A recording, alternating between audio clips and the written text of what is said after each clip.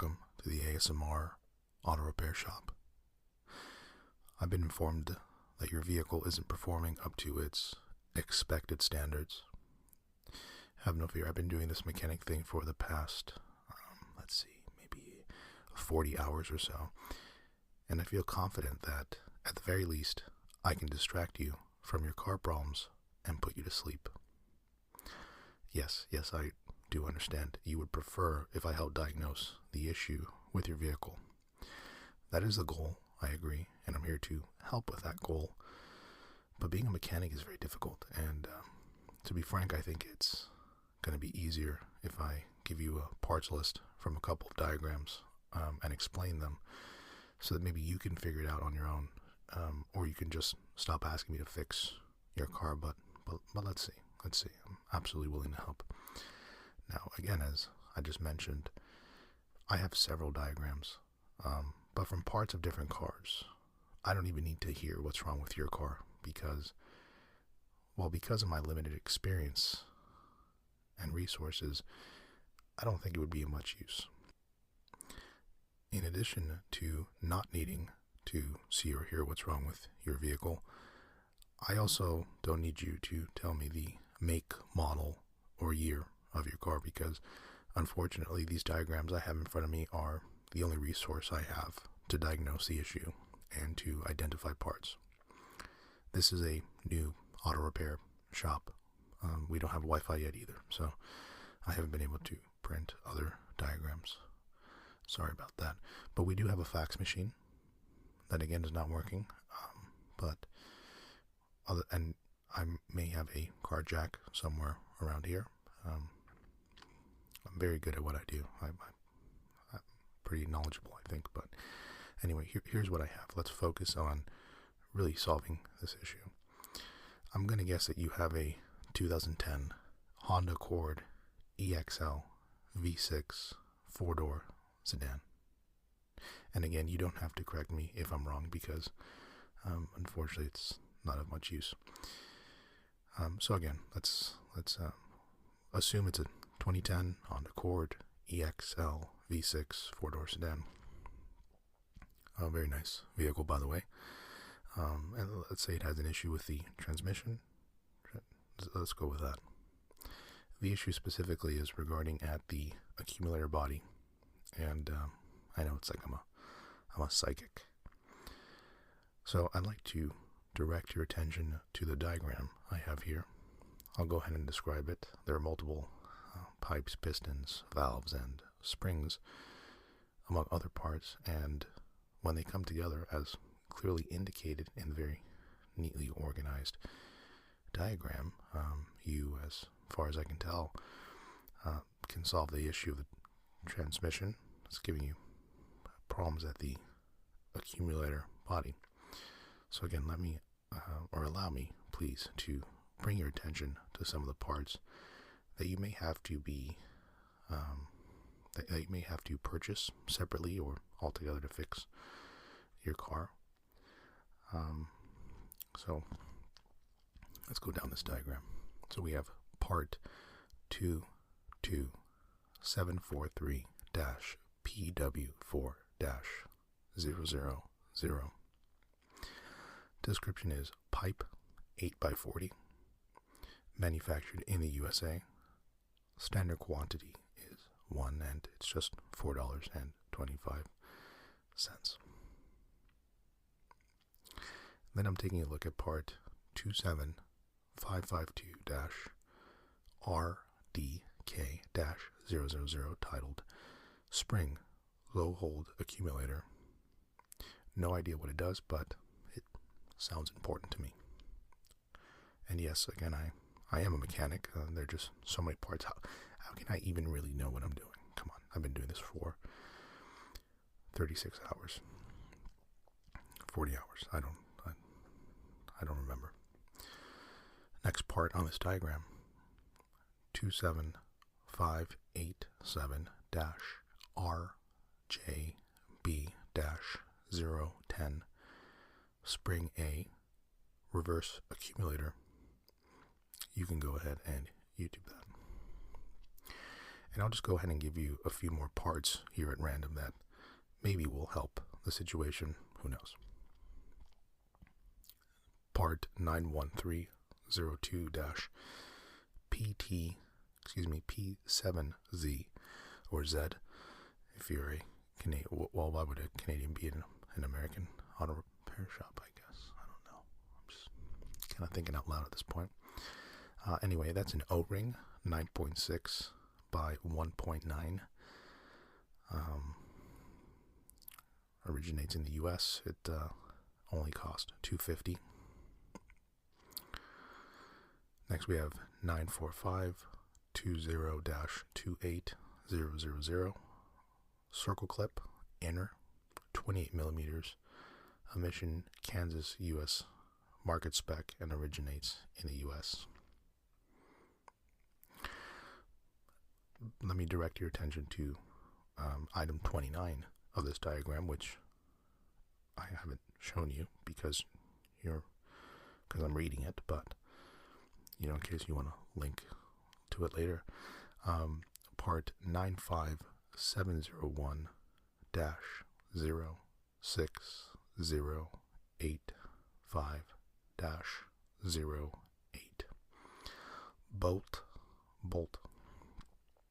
Bolt, not a belt, not a belt, a bolt. Flange, 6 by 85, originates in the U.S. and costs only $2.13 American. So yeah, I don't know if any of that applies. And yes, I know what you may or may not be thinking. Where did you learn how to become a mechanic? And I'm glad you asked, because I have my diploma up in my office very proudly. I went to the College of American Samoan Mechanic Regional. That's College of ASMR, if you didn't know. You haven't heard of ASMR Mechanic School? Okay. I will admit it's mostly an institution that offers online courses, but they do, or maybe they did have a campus on Ofu, Olosega.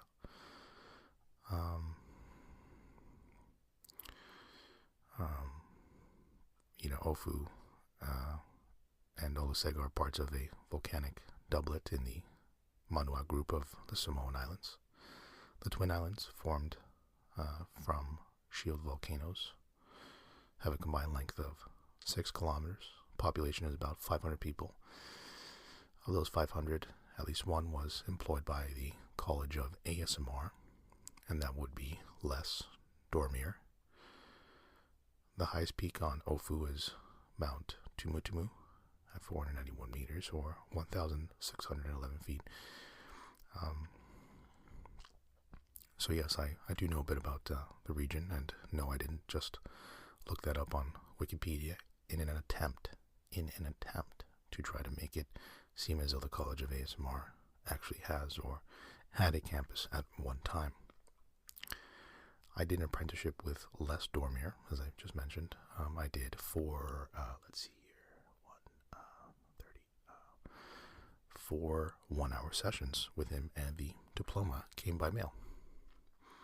So I'm exceptionally proud of the hard work I put in to becoming a mechanic. But look, getting back to the issue with your car, maybe you can go ahead and just replace it. If you're looking at a new Honda Accord, they look so nice, and you can probably get a pretty sweet deal, I think. All you need to do is maybe get it washed, take some nice photos, and someone will buy this from you, no problem. I'd recommend getting some Maguire or Magyar, don't know how to pronounce it.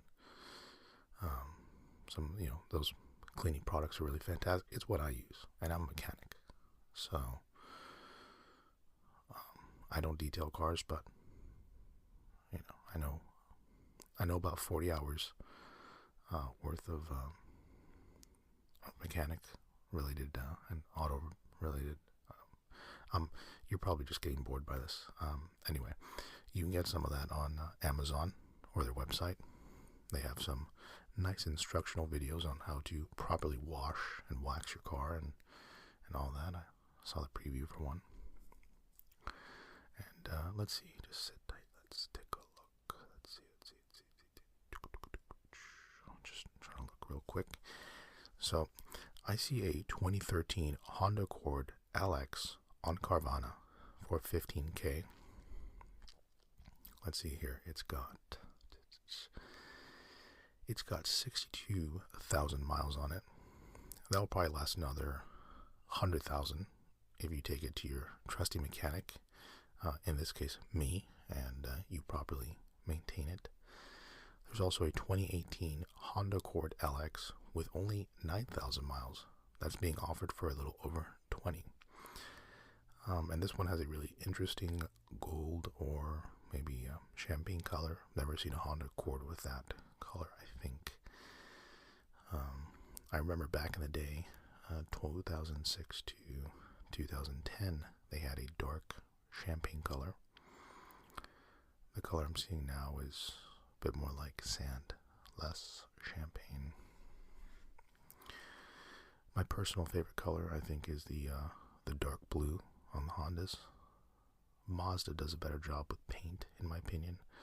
The crystal red that Mazda offers is the nicest red of any car, in my opinion. Don't at me with the Ferrari and the, I'm saying for everyday, consumer cars. I think the Mazdas are the nicest red of any cars. They just do that so well. Nissans have terrible colors, in my opinion. They're flat and unimpressive. Just my opinion, that's all. Well, let's get back to fixing that car of yours. Let's see. Got another diagram here somewhere. So I have a parts manual for a 2011 BMW X1 E84. This manual is in particular is for the parking assistance system. So perhaps your 2011 BMW X1 E84 is experiencing issues related to the parking distance control. So essentially this diagram contains 5 areas within the parking distance system. Yes, a mouthful from BMW. What else? 1, the control unit PDC. 2, ultrasonic sensor. 3, decoupling ring PDC torque converter. 4, the diagram I printed out here does not indicate 4 and 5. Okay. But look, that doesn't matter too much, right? Let's work through some of these parts on here. I'll just repeat it. Maybe, because you're pretty handy, right? Like, you know a little bit about fixing a car, I think. So let's get this BMW fixed here. So for the control unit PDC, let's see here. We have an ultrasonic sensor that I can sell you. It's part number 66209196705, being sold for $129.88. My bicycle cost less than that. For vehicles with Valencia orange metallic, there's a different sensor apparently. Don't know why. Honestly, the diagram doesn't make much sense. I know I'm the mechanic, but if you I'll just read it and you tell me. Here, the ultrasonic sensor for the Valencia orange is part number 66209263924.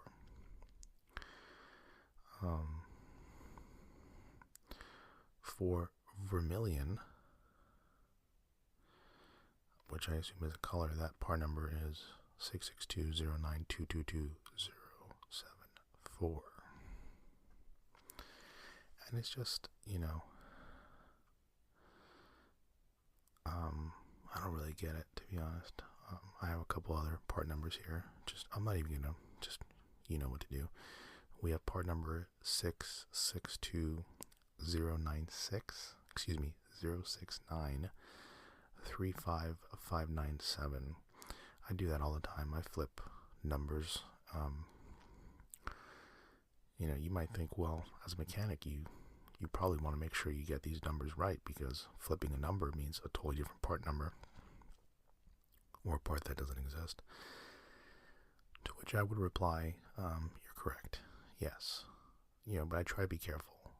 So far, you're my second or third client, and I've only ruined the first car badly. The second one, you are my third client. The second one, I gave them a referral. So again, you can trust that I'm going to be more diligent with your maintenance than the next, or more diligent than the first customer. I have a decoupling ring PDC torque converter. Again, this is pertaining to your 2011 BMW X1 E84. That part number, it's only $1.05, so it's going to be probably insignificant, but I'll give you the part number anyway. That part number is 66209. There I go again, switching numbers. It's not. It's 662-069-230000. The diagram also includes a socket housing, which is only sold for $2.12, and that is 611-369-34315. Next, we have a contact bushing MLK 1.2 strand ceiling. Part number is 611-387-22290. Next, I have the single conductor seal. It's only worth 18 cents. American, that is.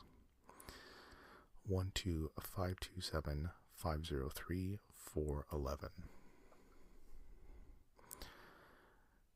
I have a terminal socket MQS ELA. I do not have a price on it, but I have one in stock. And the part number is 611-369-31880.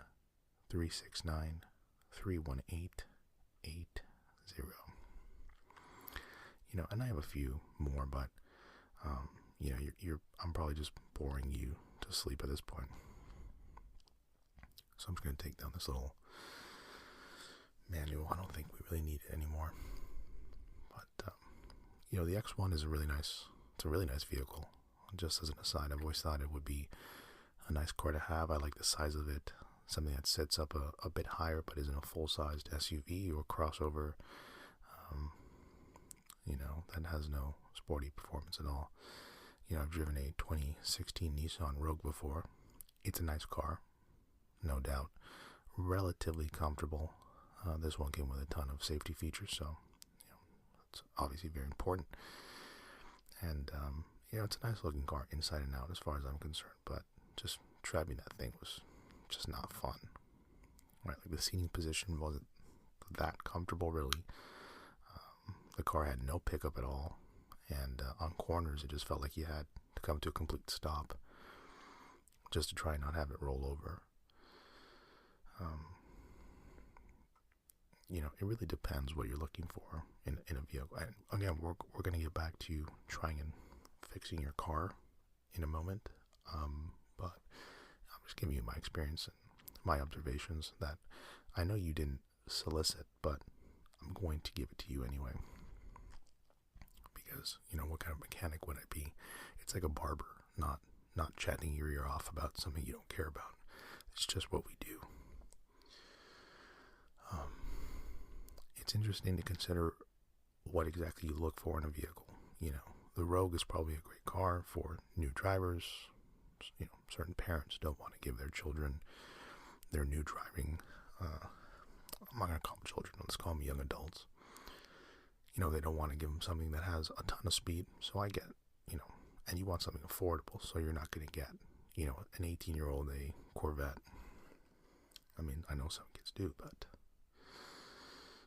for me, again, the nice thing I like about the X1 is precisely the size. Something easy to drive, fun to drive, has probably enough functionality in terms of cargo space, where, it's not like you have to, sacrifice space somewhere else so you can fit everything. But, meanwhile, I had a client the other day, gentleman in his 50s. This was my first client. I got a very angry call from him later because he told me I ruined his car, but we had a really nice conversation beforehand, before I started giving his car some maintenance. Anyway, that doesn't matter. He was telling me how, he has he drives an Infinity, one of the SUVs in the lineup, nice car. Asked me to fix the electronics of it, and now his windows don't operate properly, but, it's really not my fault because Infinity they weren't very clear on their YouTube videos.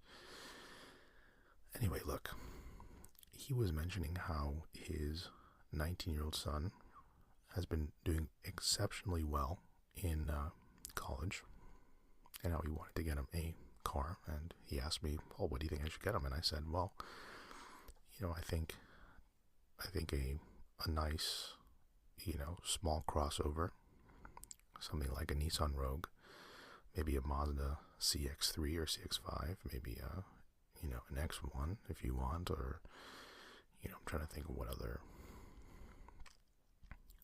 vehicles are on that segment. I don't know, like a Ford Edge or, a Chevy Blazer, maybe. Something that's maybe sits a little higher, a little bit easier to drive, kind of fun, but not too sporty overall."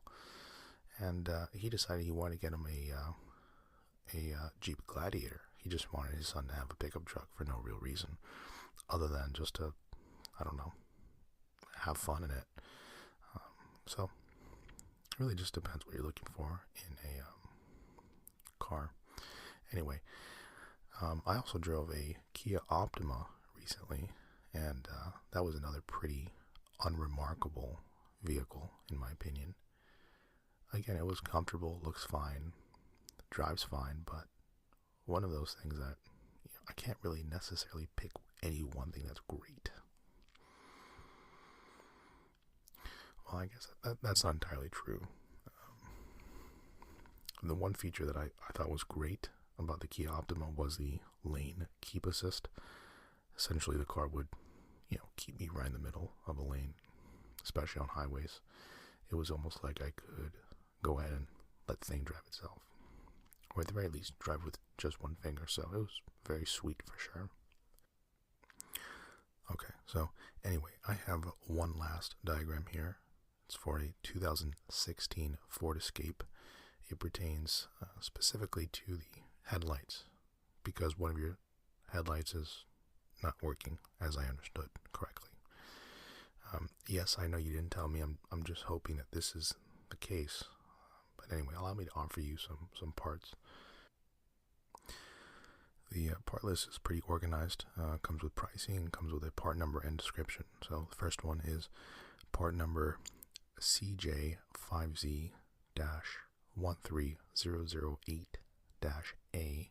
That's a headlamp assembly for the right headlamp with xenon lamps.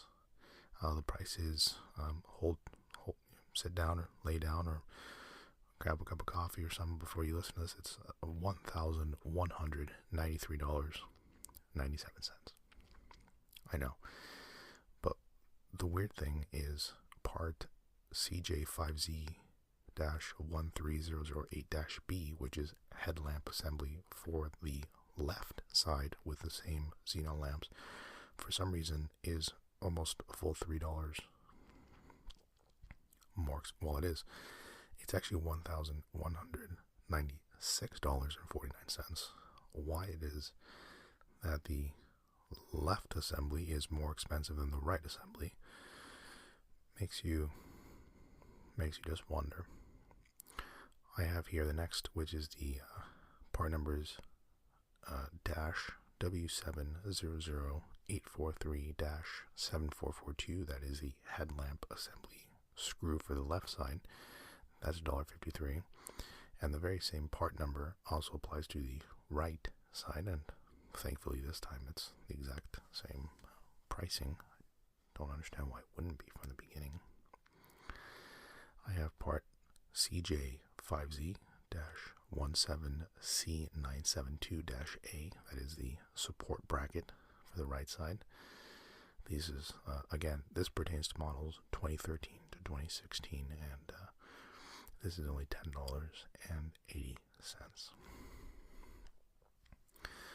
Part number DL3Z-13N019-A is a retainer for the left side, $12.83. And then I have one more part number here from this very helpful diagram, and it's part number BM5Z-13N021-A, high beam bulb, $13.10. And unfortunately, the rest of the diagram did not print properly. So, yes, I printed this at my cousin's place, and he was low on magenta and black. Cyan was fine, and so for some reason it just doesn't print properly. So, anyway, there you have it. Look, by now you can probably tell I'm not very good at this mechanic thing. Just get a new car or take it down the street. I do hope some of this was helpful. At the very least, I hope you've dozed off a little bit so you can get a good night's rest before you wake up and have to go to a more competent mechanic.